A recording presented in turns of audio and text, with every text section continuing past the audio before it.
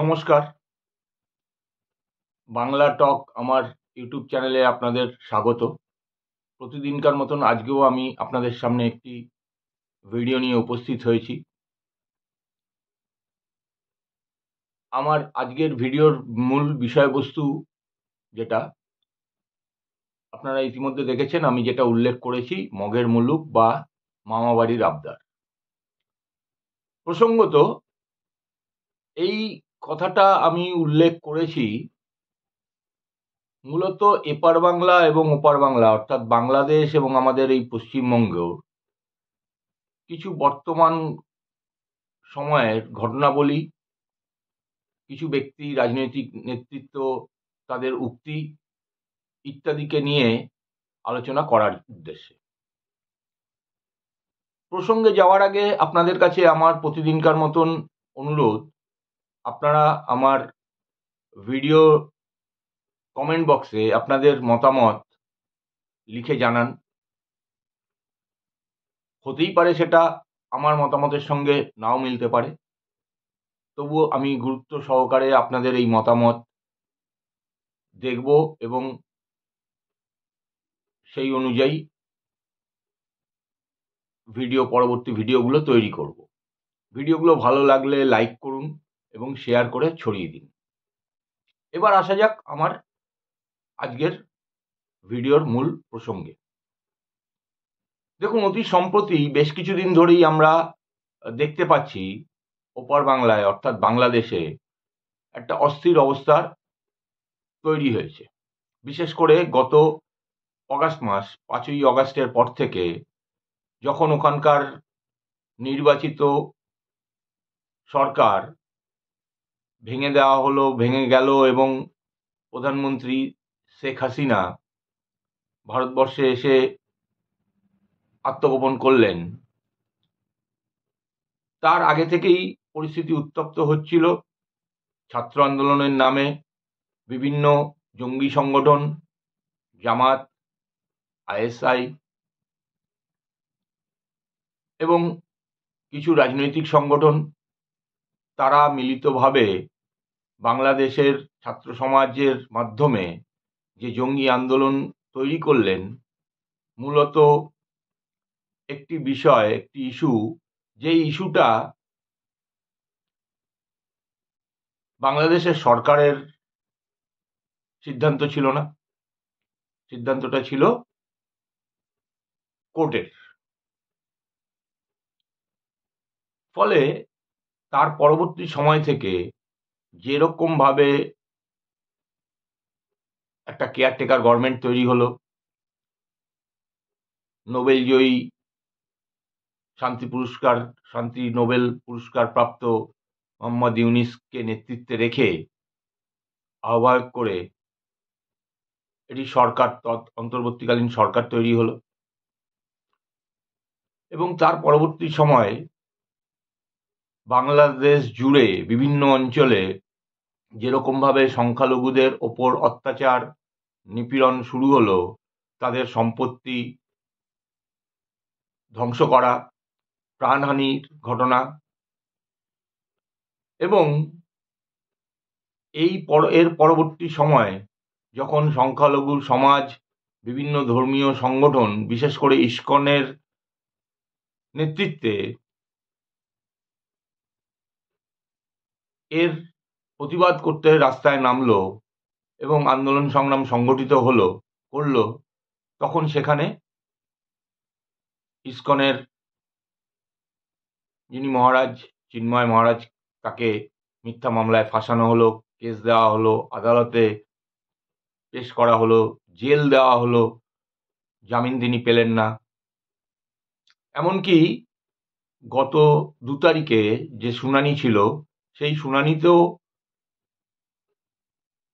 Complete হলো না, শুনানি করাই গেল না, কারণ চিন্ময় মহারাজের হয়ে কোনো উকিল দাঁড়াতে পারলেন না।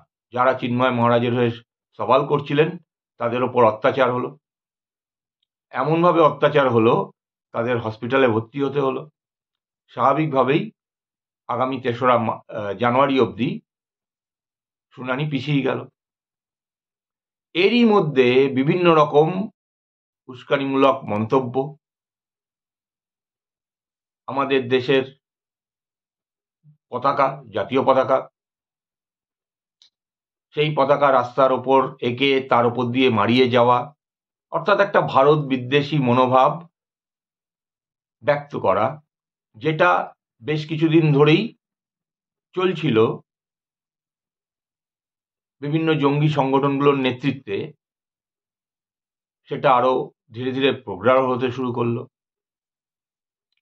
দেখুন, এই পর্ব যখন চলছে তখন কিন্তু আমাদের রাজ্যের শাসক দল কোনো উচ্চবাচ্য করেননি। এই সংখ্যালঘু নিপীড়নের বিরুদ্ধে, প্রাণহানির বিরুদ্ধে, তাদের সম্পত্তি ধ্বংস হওয়ার বিরুদ্ধে কোনো বক্তব্য রাখেননি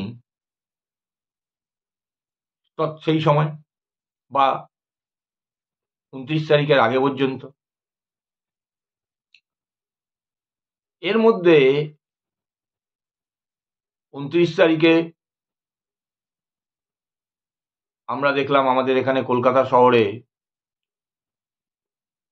মুসলমান সংগঠনের একটি জমায়েত হলো। সেখান থেকে রাজ্যের মন্ত্রী তিনি বললেন, মানে এত বড় এরা সমাজের বহির্ভূত লোক, ওনারা জানেনই না ভারতবর্ষের জনসংখ্যা কত।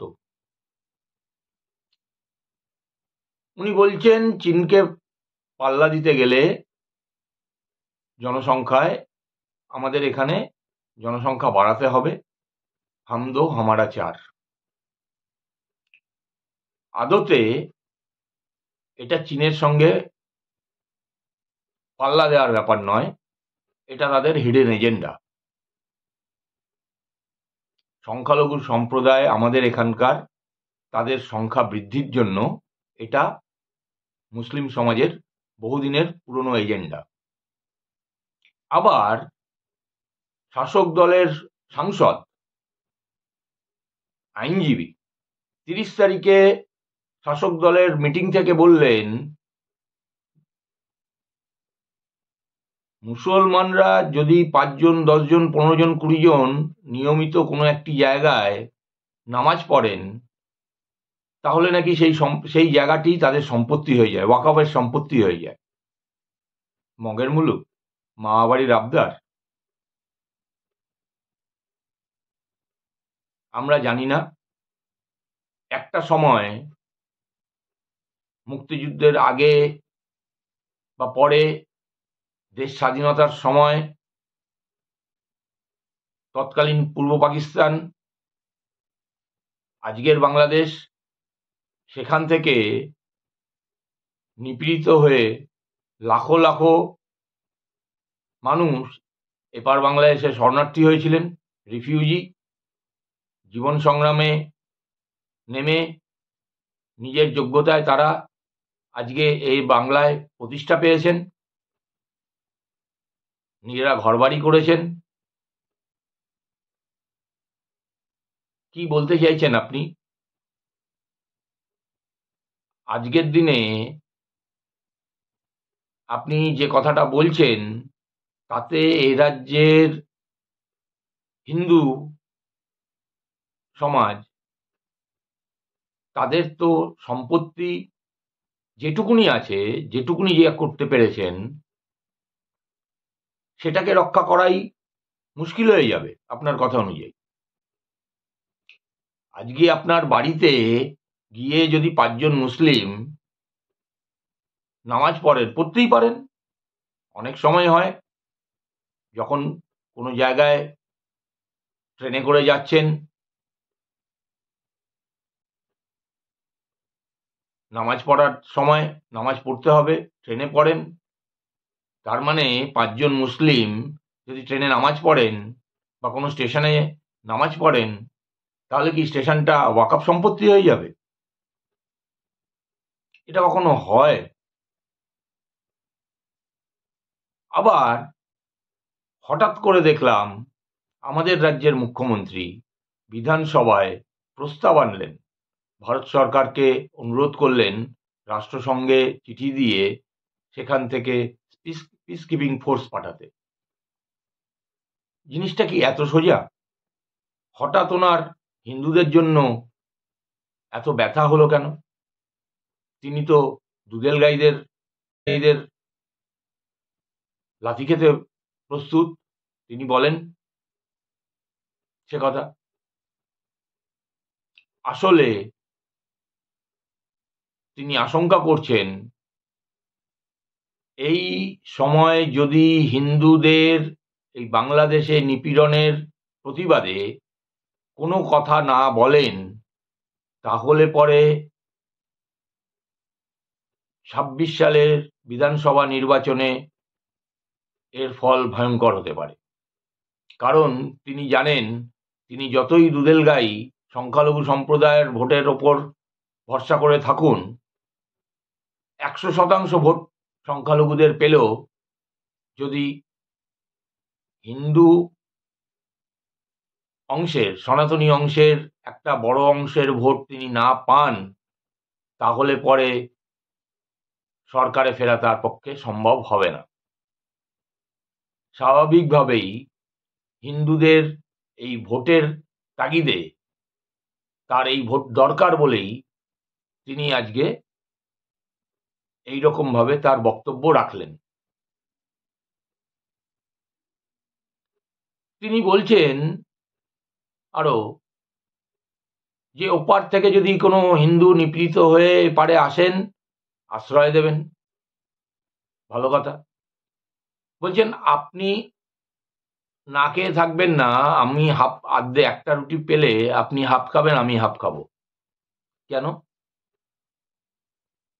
প্রথমত তো কথা হচ্ছে, ওপার থেকে কোনো সংখ্যালঘু সম্প্রদায়ের লোক নিপীড়িত হয়ে এপারে এদেশে আসবেন কেন? ধর্মনিরপেক্ষ একটা দেশে এরম ভাবে কখনো এই ধরনের ঘটনা সংগঠিত হতে পারে না। আজকে বাংলাদেশ সারা বিশ্বের কাছে এক এক করে কোণঠাসা হচ্ছে। ব্রিটেনে সংসদে আলোচনা হয়েছে। এর আগে ব্রিটেনের সাংসদ লেমি পররাষ্ট্রমন্ত্রীকে সমস্ত ডকুমেন্ট সহকারে, তথ্য সহকারে, পরিসংখ্যান দিয়ে সমস্ত বিষয়টা জানিয়েছিলেন। জাপান, তাদের বিভিন্ন ব্যবসা ছিল বাংলাদেশে, প্রায় ৩৩৮টা মতন জাপানি কোম্পানিরা ব্যবসা করতেন। ৬০-৬৫% কোম্পানি ইতিমধ্যেই সেখানকার ব্যবসা বন্ধ করে দিয়েছেন। অস্ট্রেলিয়া, বস্ত্রশিল্পের একটা বড় ব্যবসা বাংলাদেশের সঙ্গে তাদের ছিল, তারা চিন্তা ভাবনা করছিলেন বাড়ানোর। সেই সম্প্রসারণ তো হচ্ছেই না, উল্টে বর্তমানে যে ব্যবসা হয় সেটাও তারা বন্ধ করে দিতে চাইছেন। ফলে বাংলাদেশ সারা বিশ্বের কাছে